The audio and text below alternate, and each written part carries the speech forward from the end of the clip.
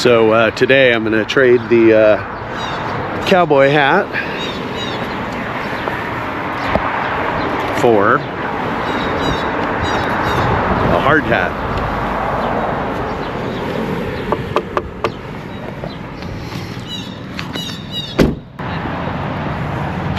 Today, I'm out at a job site with my buddy Ed.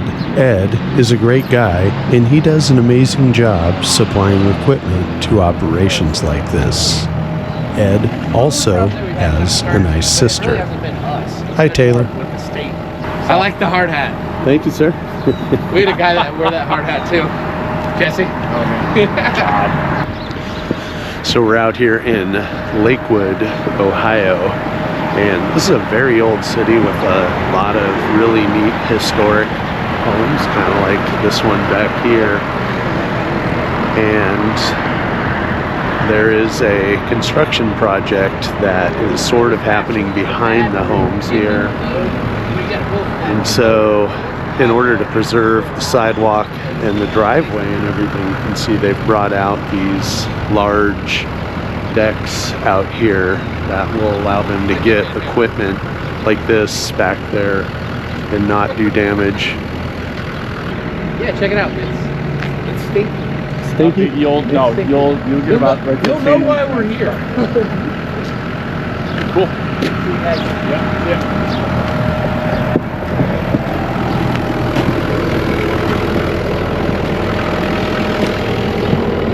So this is an orphan well. These are all across the state of Ohio. There's about 750,000 abandoned orphan wells.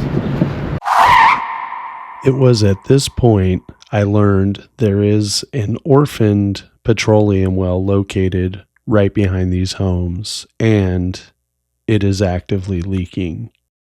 This is a very dangerous situation, and it needs to be fixed immediately.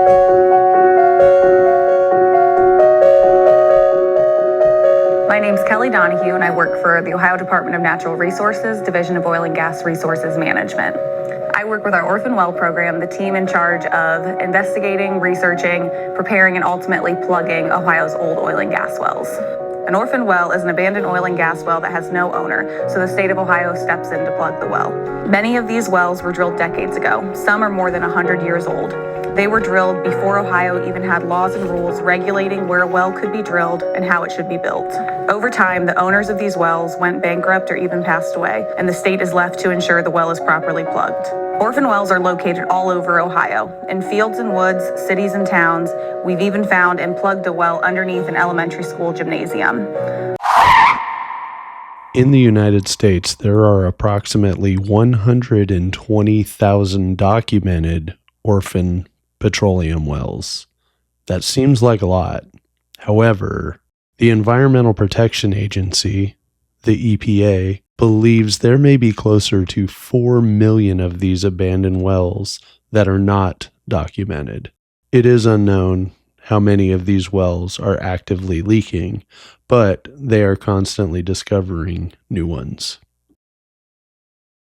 Right now, you may be asking, are these dangerous?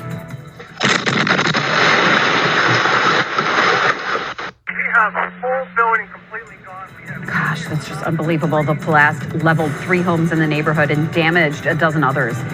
5 people were killed, including a child. 2 were treated at local hospitals and released, and a 3rd remains in critical condition. The cause of that explosion is still under investigation, but gas for that entire neighborhood has been shut off for now. A house? That's a house? I thought that was one of them. Yeah, that's a house. In April, a home in this subdivision went up in flames. The whole house is burning up. Like our whole house shook, and we had no idea what it was. The blast killed 2 people and injured 1 other. I don't have the vocabulary to describe it. It was just a massive explosion. The cause? A small pipeline called a flow line hooked up to an oil and gas well. It leaked odorless gas into the basement.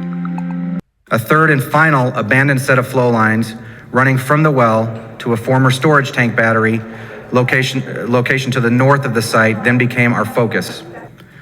This line set, which consisted of a 2-inch abandoned flow line and a 1-inch abandoned flow line, that would have intersected the Martinez home on the southwest corner of the foundation was excavated at a depth of approximately 7 feet.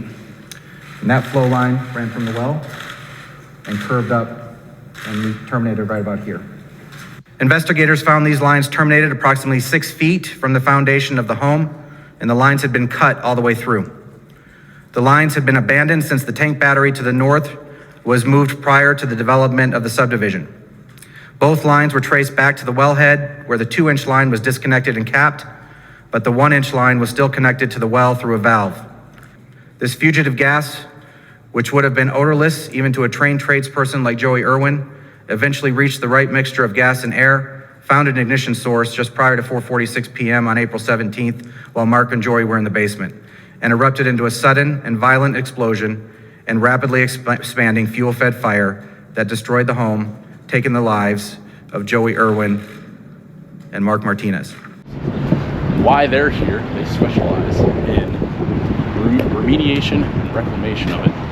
And obviously you can't smell it on camera right now, but you can smell it. The closer you get to it, it smells stinky and gassy. So you see right over there, see that pole sticking on the ground? It'll hit you in a second. So that's the vent.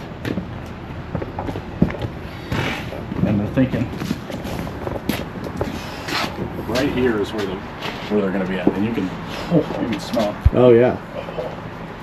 Just think people have been breathing that in for God knows how long. Huh.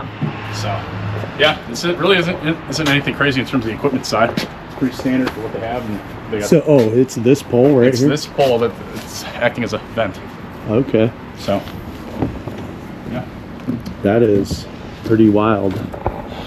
Yeah, so to Ed's point there, you can't really smell that on camera, but yeah, when it stood right there. So is it flammable? Yeah. Oh yeah, dude. It's oil. Yeah, so that could be a big hazard. Yeah, so. And some of the neighbors here have been kind of resistant to this, to coming in. I mean, I get it because of all this, and I guess these people didn't want to move their cars today. Oh well. Be helpful, but like you would think that they would want this dealt with. Yeah, that's very noticeable. Yeah, the fumes here are pretty bad. Yeah, so for right now. So yeah, this is just what I want. So what do they have to do for this? They have to dig this out, and they're gonna tear down the garage. Oh, the garage has got to come out? They're gonna rip out the ground because they don't know how deep. They probably know how deep it is, but we don't know. We don't know that just yet. So we're gonna be out here for a little while. Okay. So, that's pretty much that, man. It's nothing too crazy. And these are here to preserve the driveway and everything underneath? This is what's gonna preserve it at the end of the day. Just so they don't have to get a new driveway. Something that we don't want to break any of their equipment or break any of the street or anything. Yeah. Short video today, but subscribe now and stay tuned because I am absolutely going to follow this story on this orphaned well very, very closely.